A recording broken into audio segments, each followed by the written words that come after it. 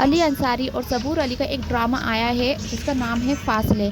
और सच में इस ड्रामे को देख के मैंने इस ड्रामे से फासला ही बना लिया है। सबूर अली जो है ना, उसका बहुत ही इरिटेटिंग सा कैरेक्टर है, बहुत ही ज़्यादा इरिटेट करती है।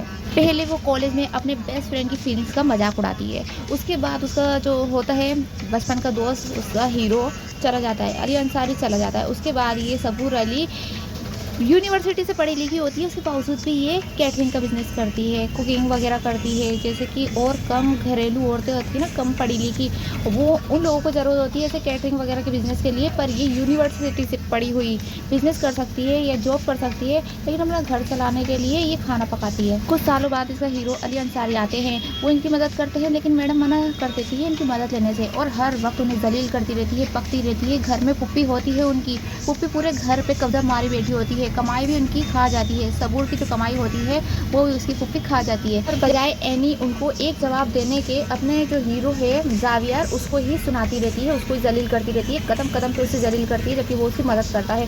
मदद करने वाले को वो जलील करती है, और घर में रह के जो उसके घर पे कब्जा मारी बैठी है उसे जलील करती है, उससे किचन का किराया मांगती है, उसके घर का किराया मांगती है, जो उसे हर वक्त परेशान करती है। उस पुप्पी से एक 2 नंबर ही बहुत ही उम्र वाले आदमी से उसे शादी करानी चाहिए, उस पुप्पी को वो एक जवाब भी नहीं देती है।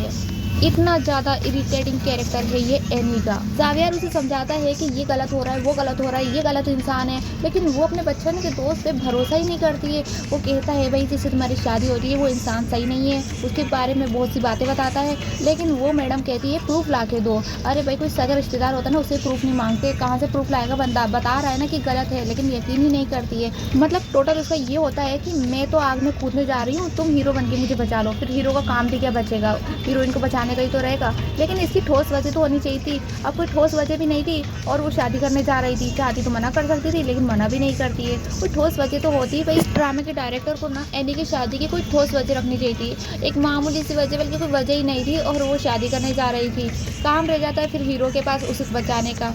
मतलब ले दे के एनी हर गलत काम में पड़ती रहती है और उसी को ही सही मानती है, और हीरो का यही काम रह जाता है उसे बचाने का। हीरो की कजिन होती है शबी, तो शबी एक गलत लड़के के चंगुल में फंसी हुई है, उसमें भी एनी ही उसका साथ देती है। हीरो बेचारा कहता रह जाता है ये इंसान गलत है, ये इंसान गलत है, लेकिन वो मैडम बस गलत का ही साथ देने वाली बेटी है। ऐसा लगता है ड्रामे की जो एक्ट्रेस है एनी किरदार जो है वो ही ड्रामे का असली विलेन है। जावियर से मोहब्बत करने के बावजूद भी खुशी खुशी उस बुड्ढे से शादी करने के लिए, उस 2 नंबरी उस फोड़िए से शादी करने के लिए तैयार हो जाती है। और जब जावियर एन वक्त पे उसकी असलियत बता देता है, सबके सामने ला देता है, तो एनी की ही इज्जत रखने के लिए वो उसे निकाह कर लेता है। लेकिन निकाह के बाद भी मैडम क्या करती है, जावियर से ही लड़ने लग जाती है। मतलब सुकून से तो रहना ही नहीं है इन मैडम को, ना चैन से खुद रहती है ना दूसरों को रहने देती है। भाई इतना तो किसी अंधे को भी दिख जाता है कि कोई बंदा कदम कदम पे मेरी मदद कर रहा है तो मैं उसकी रिस्पेक्ट करूँ, पर ये कोई रिस्पेक्ट नहीं करती, बल्कि उसको जलील ही करती रहती है। I don't know why, but कभी कभी ड्रामों में एक्ट्रेस का कैरेक्टर कुछ ज़्यादा ही इरिटेट कर दिया जाता है।